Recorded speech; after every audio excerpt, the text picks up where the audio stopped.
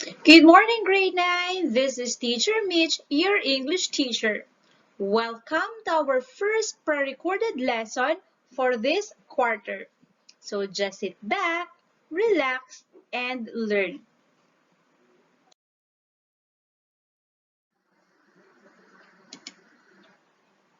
The video that you have watched is a short clip from the movie Dead Poet Society. It is an American teen drama film that tells the story of an English teacher, Robin Williams, who inspires his students by his teaching of poetry. He always gives appreciation to his students' works. He motivates them to create a poem.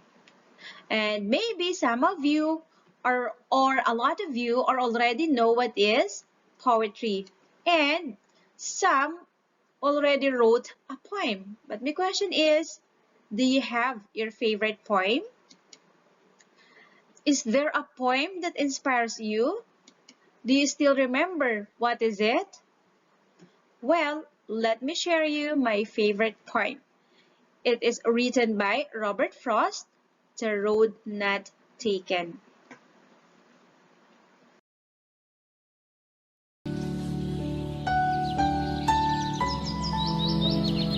The Road Not Taken by Robert Frost.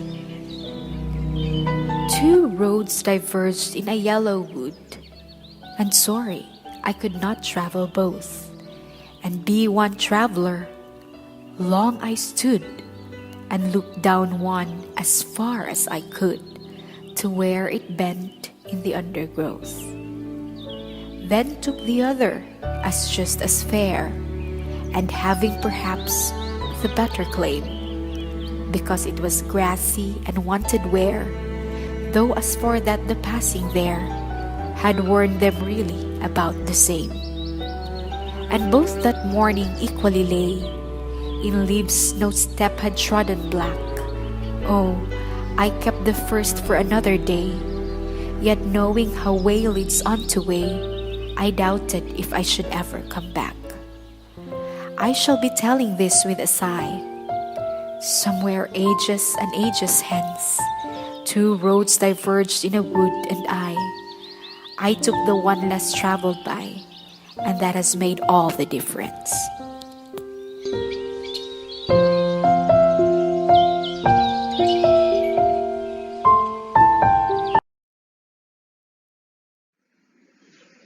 I was inspired by this poem because from the past I also choose between two roads in my life, and I guess I also took the road less traveled.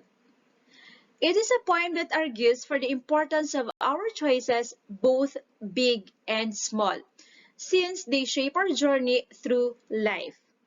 And for Robert Frost, the most important decision we make aren't the one we spend tons of time thinking about, like who we have relationship with, where we go in college, or what our future career should be. Instead, this poem tells us that the small choices we make each and every day has a great impact in our lives. Agree with me? Robert Frost again is a widely recognized as one of the most influential American poets of the 20th century. And in this lesson, we will be analyzing popular works of known poets. So, welcome to the world of poetry. And by the way, what is poetry?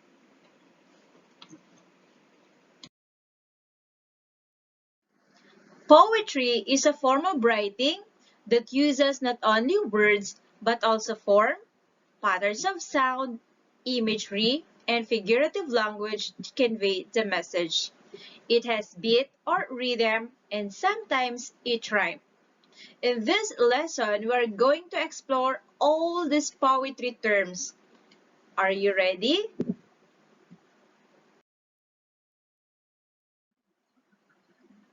Now, let me ask you, what is the purpose of poetry?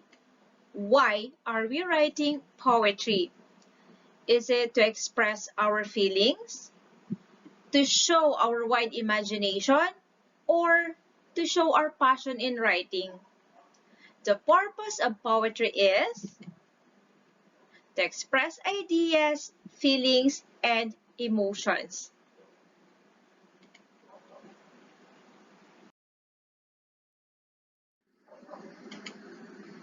Now, we're going to discuss the basic elements of poetry. And we have first the stanza form, the rhyme, the rhythm, the meter, the figurative language, the theme, the tone, and the mood.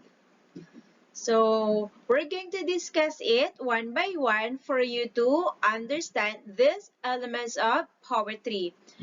The elements of poetry, you have to remember that it is or they are an essential part of the structure of good poem.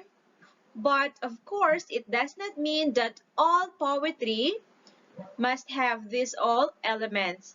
It depends entirely on the poet who has all these tools at his disposal to use in order to convey his ideas effectively.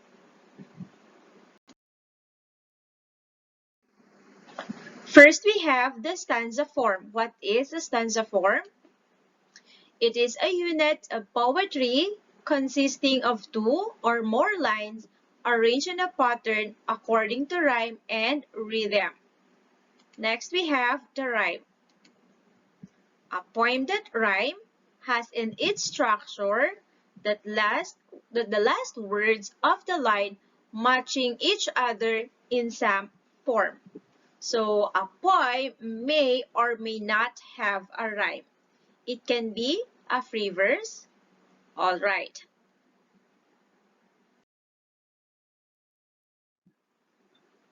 Next, we have the rhythm. So what is a rhythm? This is the music made by the statements of the poem, which includes the syllables of lines.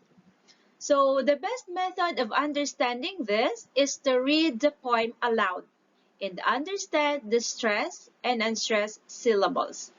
So you have to listen for the sounds and the music made when we hear the line spoken aloud.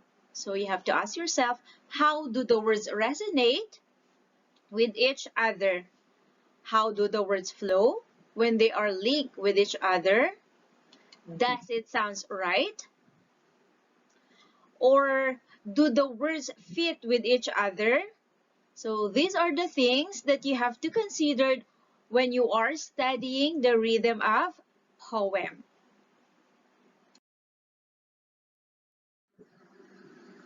Now we have the meter.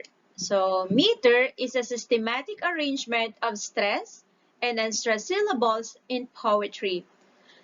The syllables in the poem play a major part in the meter. And since the meter is a rhythmic structure of a verse, in other words, it is a beat of the poem. And it relies on the placement and pattern of syllables in the verse. By the way, syllables in the poem can be stressed or unstressed. And it is very important that you understand what is stressed and unstressed syllables in every poem. So I have here some examples. So let's read everybody. Roses are red. Violets are blue. Sugar is sweet, and so are you. So let's find out what are the stressed syllables and what are the unstressed syllables. So row and red, that is stressed syllables because they are the long syllables in the poem. Same with vi and blue. How about the unstressed? The ses and the r, the lets in the r. So next, sugar is sweet. So shu and sweet are stressed syllables because they are the long syllables in the poem. How about gar and is? They are the unstressed syllables. Same with and so are you. So and you are long syllables, so they are the stressed syllables, and or are unstressed syllables. Remember, words can have more than one syllables. You can see in this poem that the pattern of syllables on the first three lines are the same, and it differ on the fourth line. Do you understand? All right. Next, we have the figurative language. So it is the use of words outside of their literal or usual meaning to add beauty or force. It is characterized by the use of similes and metaphors, and other figurative language such as personification, hyperbole, onomatopoeia, and more. We will be discussing figurative language separately with our next lesson.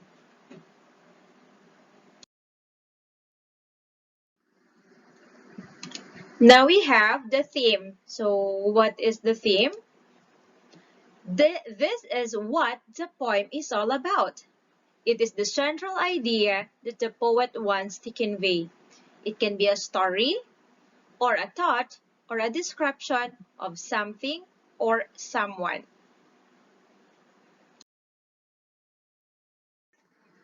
Now let's have the tone and the mood. We're going to differentiate these two elements. So first, the tone. It is the feeling displayed by the author towards the subject of the poem, while mood is the feeling created by the poet for the reader. Let's have some examples. First, okay, examples of tone are serious, amused,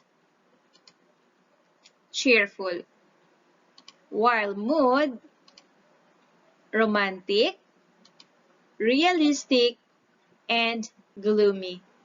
So, mood and tone often depend on one another to get across what the author is trying to portray.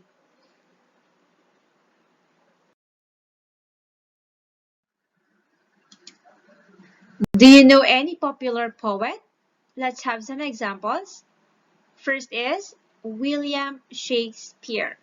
Of course, who couldn't recognize William Shakespeare? He was an English playwright, poet, and actor, widely regarded as the greatest writer in the English language and considered as the world's greatest dramatist. He is known for his best works like Romeo and Juliet, Hamlet, and many more. Next, we have Henry Wadsworth Longfellow. He is one of the 18th century American poets whose works are widely read in the world. He became so popular because people loved the musical quality of his poems. Lastly, we have Robert Frost. Robert Frost is a famous American poet who started writing poetry at the age of 15 until he died at the age of 88. And Robert Frost's poems, The Road Not Taken, became the America's favorite poem. Now, let us analyze some of their popular works. And first, we have The Rainy Day by Henry Longfellow.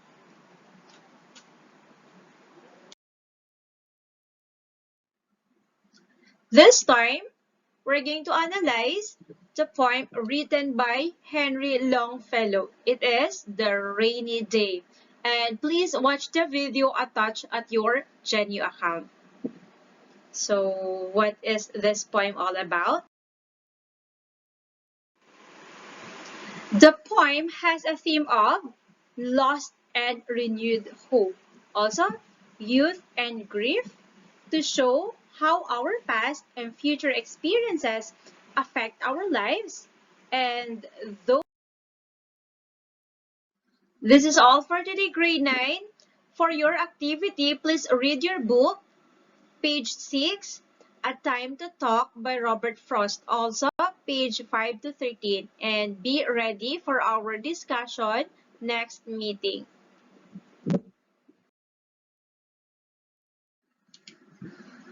Bye everyone! Have a nice day!